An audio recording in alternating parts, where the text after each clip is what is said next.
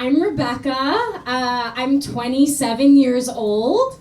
A lot of people can't tell though because my voice is timeless. I get that all the time. I have anxiety. Sorry, Lucas.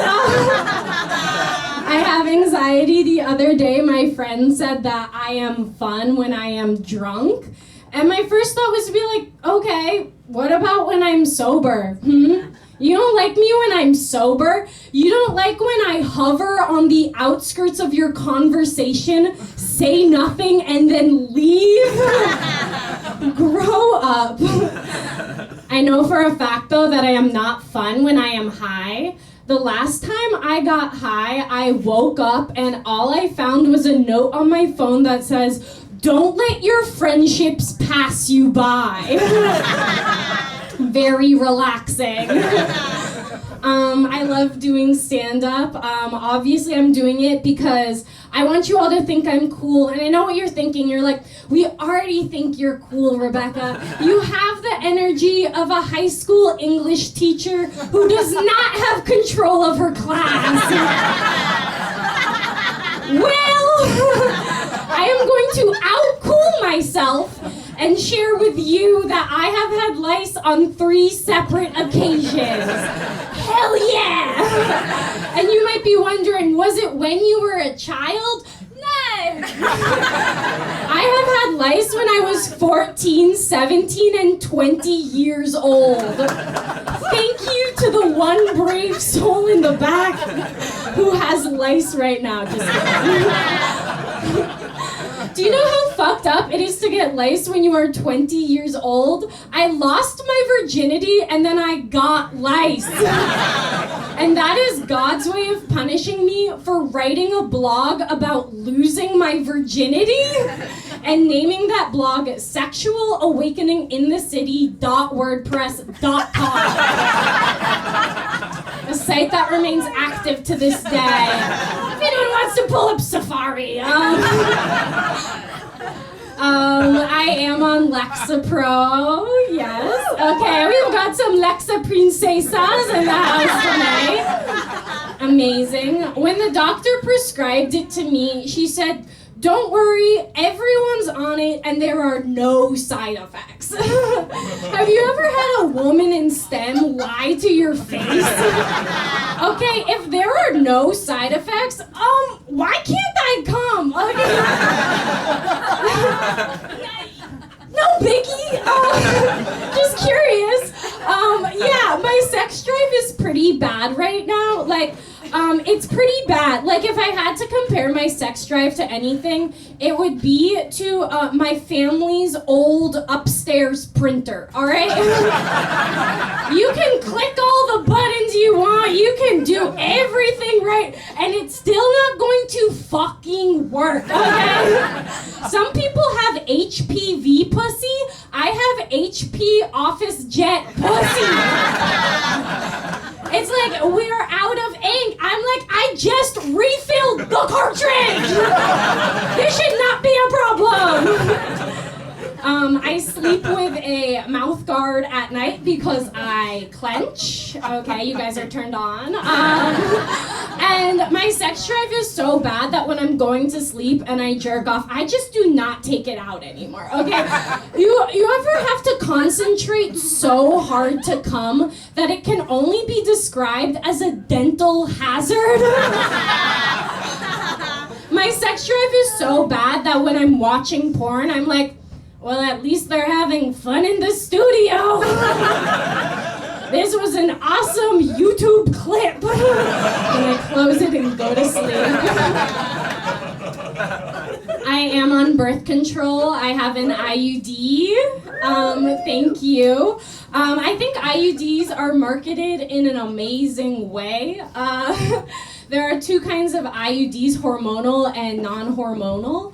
The hormonal IUDs are named Skyla, Kylina, Marina, and Lilette. Okay, those are the names of sluts. The name of the non-hormonal IUD, which is incredibly painful to be inserted and makes you bleed for 6 months, is called Paragard. So you've got Lillette for the dainty pussy, and then you've got Paragard for girls who fuck cars. So wild. I love being on birth control. I love deciding which potentially life-threatening side effect is right for me. When I was shopping around for birth control, the gynecologist told me about the Depot shot, which is a monthly injection that you get in your arm. One of the side effects of that is that it reduces your bone density, okay?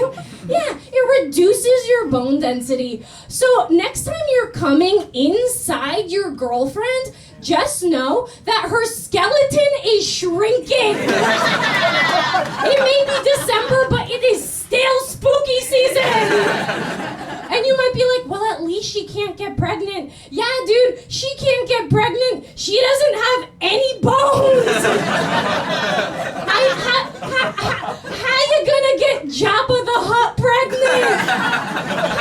How you gonna get Glappy from Candyland pregnant? I do have a boyfriend. Thank you to the person who said that. I have a boyfriend, I have an IUD, and I have a bad sex drive. That is like winning the jackpot and then losing it all to taxes. I love my boyfriend very much. Over the summer, we went to a wedding in rural Ohio, and for some reason, I was the only one who rented a car. So for the entire weekend, I was just like driving around him and all his friends, which is like, it's totally fine. Because for a long time, I've been a girlfriend, but I've never really had the chance to be a mother. You know, I've always been like a passenger princess, feet up on the dashboard. I've never had the chance to be in the driver's seat, you know, hands on the wheels and being like, stop kicking the fucking seat, boys! To a bunch of adult men. You know, as a mother does. He is my first boyfriend. I've had a really awesome dating history before then. When I was 19, I went out with a 35-year-old man just to see what kind of guy does that, you know? What kind of guy would do that? And turns out it is not the cool kind, alright? Nothing bad happened on our date, but when he went in to kiss me, he did spray his mouth.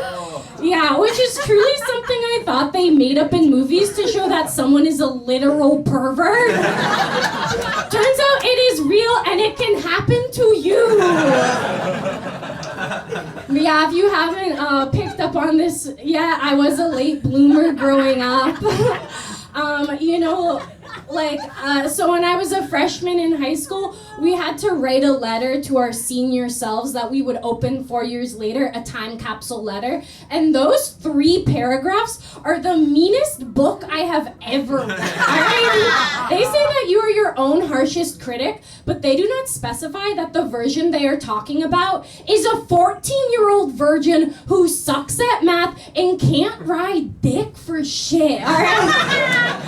You know, in the letter I was like, it would be so sad if you didn't have a boyfriend by the time you graduate high school. And it's like, girl, I gave you something way better than a boyfriend, okay? I gave you several year-long unrequited crushes on some of the most mentally ill men you will ever meet. The people in health class, they were always like, if someone offers you drugs, just say no. And I was like, I would love to be offered that opportunity. I would love to be given the chance to throw it out of the park. But yeah, when I was 13, I so fundamentally did not know what a blowjob was that in order to find out what it was, I asked my dad. You ever have the worst day of your life and your dad is like, that was mine too. I I never really got a sex talk from my parents growing up. Like, all I learned was what a blowjob was from my dad. And when I got my period, my mom opened the door, threw me the largest pad in the world, said, "You might have inverted nipples," then closed the door.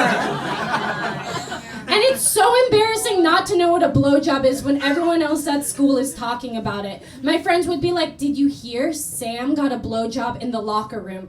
And I was just like, "Oh my God. Was he mad?" And you know the names of the girls who told me about the blowjob? Skyla, Lilette, and I'm Kailuna. I'm Rebecca Weiser. Thank you guys